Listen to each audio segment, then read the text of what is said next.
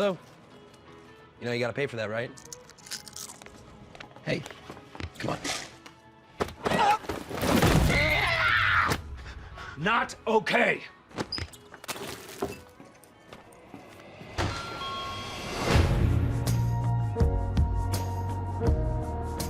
We got ourselves an X-Men fan. Maybe a quarter of it happened, and not like this.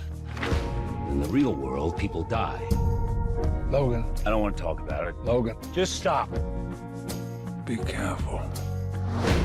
I need the girl. What girl? Go get her.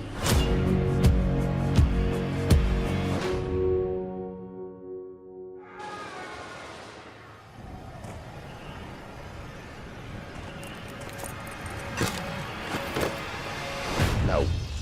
No. No. And we're down. Oh, we're down. She's like you. Very much like you. So we're down. I am not whatever it is you think I am. We're down. She needs our help. Someone will come along.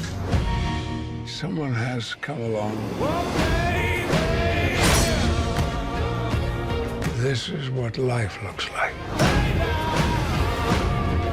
People who love each other. A home. You should take a moment. Feel it.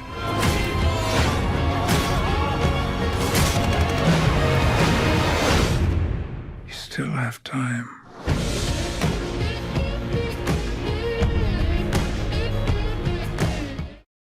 Holbrook, thanks for being here. Thank you for having me. You know, a lot of people want to be a part of quote-unquote comic book movies these days. It seems like the only sort of stable way to be in the film industry because they become serious. But very few people get to be a part of what I think are different kinds of comic book movies. This is R-rated, and it is a much more serious attempt at storytelling than I personally find in most comic book movies. So congratulations on getting to be a part of that, man. Well, thank you. It was an honor to work with, Hugh, and the rest of the cast. We took a chance on making a film like this. In terms of being employed, yes, these can create long-term careers, but you can also risk that with taking a leap into the sort of different types of ratings. And this is an R-rated, very R-rated. Very R-rated, yes. And I think, maybe you guys could tell me after you watch the film. I think a lot of the fans that are sort of been tracking and following this, I think their thirst is going to get quenched in a way of what Logan is actually finally capable of. And I think also what obviously this is a Wolverine movie, but I think what the X-Men stories are capable of and what they were initially about, they were political stories, they were about xenophobia and immigration, and this film kind of, I think, taps into that a little bit as well. Yeah, it's very timely. I mean, it's a great medium, I think, through whether it's a painting or it's a sculpture or it's a comic book, you can sort of, poke in what you really want to say or your commentary of what's going on in the world. And, we're in some, I guess you could say, interesting times and decisions are being made for our country. So I'm glad that art still has the ability to reflect that. Absolutely, and even art that reflects like a larger side of commerce as well. It's not like this is a small independent film. Like there was a lot of, I would imagine, decisions going into the making of this movie, and it seems like everybody was on board for a very different kind of movie. Huge decisions were made. I think, hats off to Hugh and hats off to James Mangold, the director, who fought to make this. And I think it's well known that Hugh took a pay cut for this to happen. So how often did you have to hear about that on set? I took a pay cut. What? Like, Hugh, can I try it this way? No, I took a pay cut. Exactly. I think everyone really, Hugh, to his Cavalier, is he's the pioneer, the trailblazer of all these films. Going back to the 2000. So I think he's been doing this for a while. So I think you I think he and everyone else deserves a little bit more gratification of finishing and going out with this, and I think it goes out on a bang. I would completely agree. I got to see the film last night. For my money, it's the best comic book movie since The Dark Knight. It's serious and it's well made, and it's the kind of comic book movie that I like. I'm not the biggest fan of the kind of like what I think the comic book movies have become, which is like a series of one-liners about being a comic book movie and then a set piece. Yeah, I think that. what I love about this film is that it's not plot driven. It's very character driven, in the sense that I think ultimately you're going to walk away with a story that is more so a father and daughter story. You're picking up Logan, who's old man Logan, for those who are tracking this, but he doesn't really have any purpose. He's really going about his day with nothing really to live for, and I think that's until Laura comes in, and that dynamic changes, and you see how his journey sort of changes over the course of this story. And it's steeped in homage to classics of the American West. Shane Sure. is a big part of this film. Yeah, it is, and I also, again, what's really refreshing about this is, it is. I'd say it's closer to a Western than a superhero. 100%. And we all are really aware of the surge of sort of all these films, and I think everything has a tipping point. And I think that's why the decisions were made to make this film the way they wanted to make it. As you said, it was originally designed, it's much more graphic than what we've been seeing, and that goes into the industry and the commerce and the sales and all that stuff. But I think people are just really going to enjoy this. Can I say, one of the things that I love about this film, and I don't think I'm giving anything away here. If I do, I will lose my job. So I'm going to try not to give anything away. Is that this isn't about a apocalyptic, world-destroying thing. It seems like every comic book movie in the last 5 years has been like, by the time you get to the last act of the movie, the only place to go for the stakes is world destruction. Yes. Or there's no attention to detail. And I don't, maybe I'm wrong, but I just don't really relate to. Well, of course not. to some of that stuff, because Even it though has. we seem to actually be in that place right now, realistically. Yeah, it's just it's a story that is just rooted in real relationships. I mean, even for my character, Donald Pierce, he's he's a brilliant engineer, but he has IP that has gone missing. So I need that, and Donald's very much in awe, or maybe a bit of a fan to Logan. So I've designed her specifically to his exact modifications. So there's an interesting juxtaposition there of the conflict, and I think that's what James Mangold wanted to do, which was not create a character, or definitely what I wanted to stay away from, which was, oh, here comes the bad guy, and that's not really that fun. So I try to give him as much of a personality and life as much as possible. Well, you're not just the bad guy, right? You're not like the elements of your sort of evil, if you want to use the word evil, are not just like, this is a bad guy set for world domination. As you said, like, he's an engineer, he has ideas, he's sort of in his own mind, he's got this entire infrastructure that he works for, that works for him. Yeah, I'm responsible. As you said, you're responsible for losing your job. It's that can be just as important as the earth cracking, because that's more relatable, and I think that's the takeaway from this for me. Your character has a metal hand. Talk about using that. What was that device? Was that CGI, or did you guys have? It's soldered off my arm. And gave it back. Put it on ice for 4 months and then put it back on. So Donald is sort of, I guess, a pioneer in a way himself of doing these neurological robotics, and designing these reavers who are sort of, I guess, casualties of wartime, and so he's modifying them to be able to get that extra step which the mutants have on us. And to that point also, I think that's a lot of where Donald's personality comes from. His humor, sort of his irreverence to the situation. Because I think he's covering something up. He's putting on a bit of a front. He's using his humor in inappropriate times to mask his insecurity. So, I mean, that for me is it makes for a really well-rounded character and something funner to play. His insecurity that he's only human? Yes, yeah, exactly. So he, deep down inside knows that you can modify, do this and do that, but you're still not going to cut it. And I think that leaves him with a really big chip on his shoulder. Now, the process of being a part of these movies is pretty big. What was your audition process like? How did you get involved with the film? I was probably about midway through season 2 of Narcos, and I got, you put yourself on tape for quite a few things. You rarely get something. How often would you say you put yourself on tape still?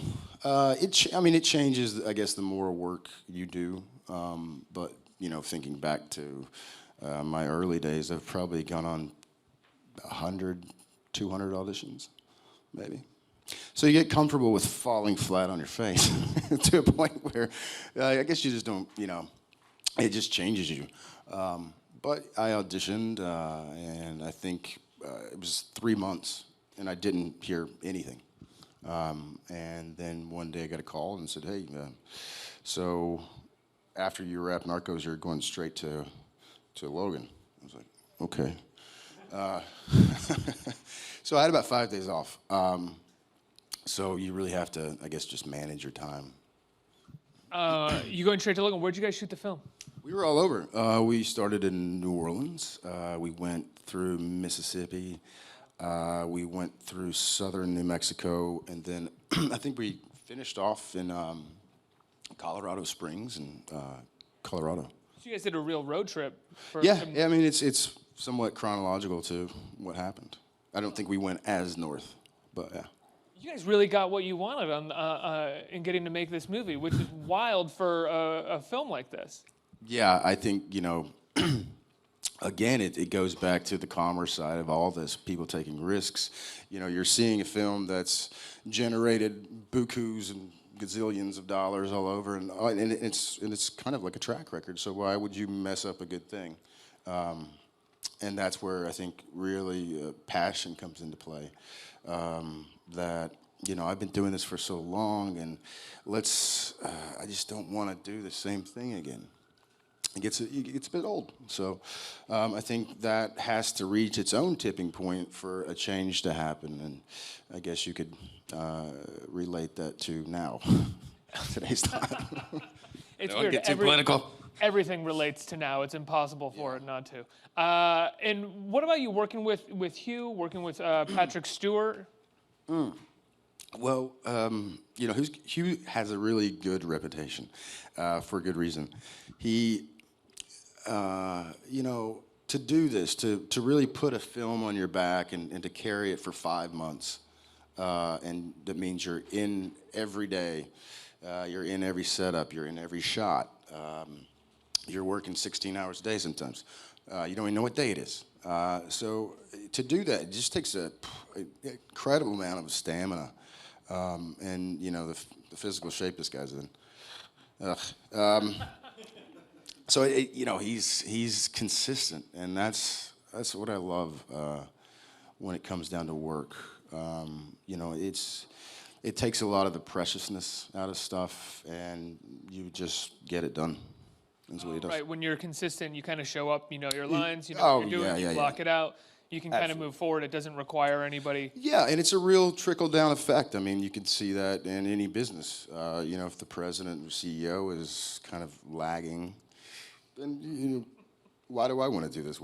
Where's the incentive for me to do something? And Hugh, James Mangold, and Patrick as well. They just really set the bar high. Where did you guys find this little girl? She's incredible. Somewhere in Spain. She is, I don't know if you guys know this, but Daphne, who plays Laura in this, I think she was 11 years old when this happened. Maybe she's 12 now. I mean, I think we really wrapped this about 10 months ago. But, I could barely play checkers at that age, so I don't know how she's done it. But, yeah, she's a beast, yeah. To say, I guess. She's a beast, and I gotta say that first action sequence or fight sequence in the film with you and Hugh and her at the I'm not exactly sure what that plant was that they were at. I think it was a smelting plant, whatever smelting is. Right, that's owned by the Chinese or something. You say I think at one point in it. Is an incredible sequence. I mean, not just as an action sequence, everything that Mangold builds in that as a director is beautifully put together. What was it like shooting that? How long did it take you guys to shoot that sequence? I think we were at that location for a bit more than a week. Yeah, I mean, the thing about it is, when you have films of this sort of scale, you're having the top people in the game, and you're having phenomenal choreography and all this, and you'd be surprised of how much they work out before even showing up. So it's kind of, it's all in the prep. It's really months and months and months, and I don't know how long the script even took to develop. I'd say over a couple of years. And then you have to go through the ranks of, getting approvals and this and that. So that's a lot of work, but I'm happy it came out so good, And that's, again, and that's more so my responsibility is to show up and get it done, It's like I don't need to, no one needs to wait on me, I guess. And now, you said the script was being worked on over the course of a couple of years, maybe a few years ago, but you guys were shooting it, I believe, sort of during the election, which was like a lot of wild rhetoric being tossed around by one candidate. And I'm wondering if any of that, for you guys, because for me as a viewer, when I watched it, a lot of that seeped into the material. I won't give away how or what it was, and I don't think it's because I'm just crazy and can't stop thinking about what's going on in the world. It seems to me that it was on Mangold's mind, and I'm wondering if you guys were talking about it on set, if any times your directions were sort of like, well, think of it like this and what's happening in the world, and that was used. I think it's extremely coincidental, if to say that, if it's not coincidental, being that it was more planned, but I'll let James answer that. But I think it is interesting, though, how, again, going back to how life can imitate art, or art can imitate life. So I think we all sort of, all this noise, this decision-making is in our peripheral. So I think you're absorbing it whether you want to acknowledge it or not. So I think it just kind of, and then it gets put out in a different way.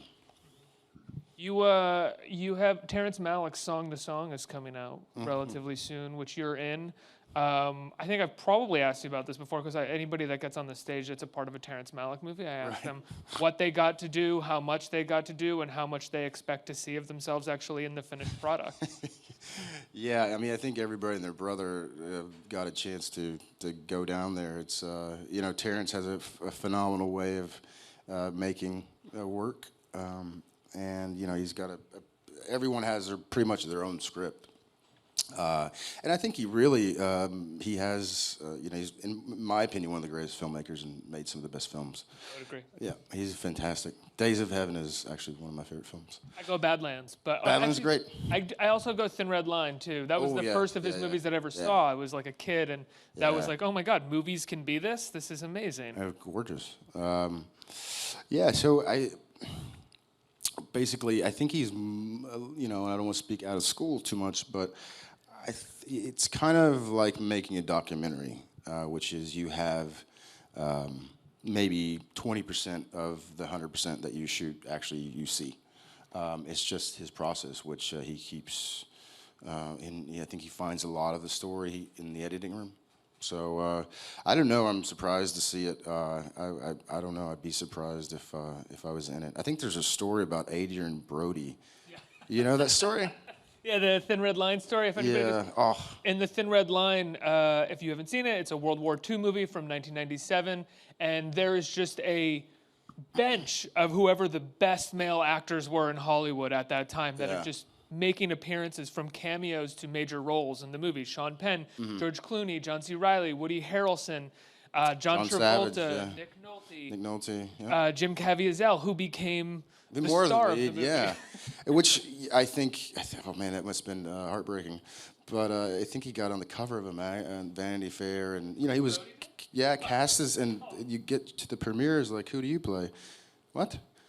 I was hired as the guy, Adrian Brody was hired to be the star of the movie, but while they were shooting the movie, Malick in interviews even says it. He got more interested in Jim Caviezel and decided to make the movie about him. Yeah, well, that's just, films will break your heart sometimes because you can put so much work into it, but if maybe it's a smaller independent film with not as big a budget as Logan, then you don't have distribution, and so it's a fickle, it's a fickle industry. So.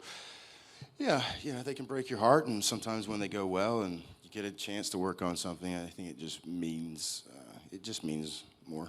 Yeah, I'd imagine if you were going into a Terrence Malick movie these days or in the last 5 or 6 years, you sort of, unless you are the Christian Bale role in the last 2 movies, it's kind of like, this will be fun for me to shoot. We'll see what happens afterwards. Right, yeah, and I think that he finds a lot of it in the editing room. Yeah, there's a lot of stories going on. Let's see who has questions right here. Hey, You have a question. You mentioned Old Man Logan graphic novel. Did you read or have to research the comics at all? At least the graphic novel or your character? Would you be mad if I said no? Because I didn't grow up reading comics, and so when I got older, I just continued that fashion. But I am a fan of the series, which I tried to stay away from. I just really, and also I didn't want to go back and cram, read every comic book, because I didn't really know if that would actually do anything for me. I had a great script, and that was enough work for me, I think. So I just try to simplify it as much as possible. Next question. Hey, thanks for being here, and congrats on the film. Looks amazing. I was just wondering, was there a particular moment or a performance or teacher or someone that inspired you to break into acting? Oh, great question, man. Thank you. There's a film called Slam, which was made in 1996. The Mark Levin film? I think so. It has Saul William Smith in it. Yeah, it's about a black poet in Washington, D.C., and I'm in my house in eastern Kentucky in Appalachia and watching this film and really relating to it, because this guy, there was one scene in this film where he got arrested. He was having to sell dope to make a little bit of a living, and then he gets popped and he's in jail. And then you have these 2 gangs that are basically about to have a riot over which side he's going to be in. And if you can find it, it's one of the most powerful, moving scenes I've ever seen in my life. And I saw, wow, this guy, changed that in the story, but I just said I want to do that. I really want to have that much surge of life going through my body that I was getting from him. So the film is called Slam, and it's by Saul William Smith, who is a brilliant poet. That's such an awesome deep cut. Yeah. I think we have time for one more question right here. Hi, thank you so much for coming. I have 2 questions. My first one is, you played both a bad guy and a good guy. Which role do you prefer more? And my second question is, you had mentioned that this industry could be kind of fickle. So I was wondering if you had like a life motto or a mantra that you tell yourself to keep yourself going. Good question, too. Well, I'll answer the last question first. You may have to remind me of the first question. But no, I think You know, I have a lot of friends. You know, we all live in New York. It's kind of a cesspool for artists. But, you know, and I it's so hard to make a living. I mean, it's so hard to make a living in anything, in any industry sometimes. So, you know, I mentioned earlier, you know, I've kind of failed so many times that I don't have that embarrassing quality anymore. And of course, I can still get embarrassed, but what I'm trying to say is that you have to keep, my job is to keep working until I figure it out. So I think failure is very, very, very important. So you have to have, I guess, you know, your head on your shoulders and keep being curious and not really worrying about whatever people are telling you. I mean, you always know the truth. I mean, if you're honest with yourself, I believe. So I think it's good to have, you know, like can I cuss? Yeah. I don't give a damn what people think about me. But I really care about a small group of people, what they think about me. And so I think that's important. And the first question was... You enjoy playing a good guy or a bad guy, right? Well, playing Donald was really a ball. Yeah, it was a lot of fun. It was a lot of fun.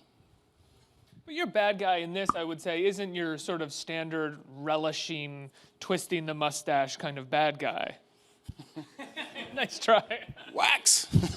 Yeah, I mean, yeah. There's a lot of color in Donald, and you know, I look back at some of the best performances, like, you know, even going as high up the ladder as Hannibal Lecter to Alan Rickman. You know, just I really wanted to do something that maybe you're like, God, I hate this prick, but you just like to hate him. Yeah. You know, it's enjoyable. God, you're such a douche.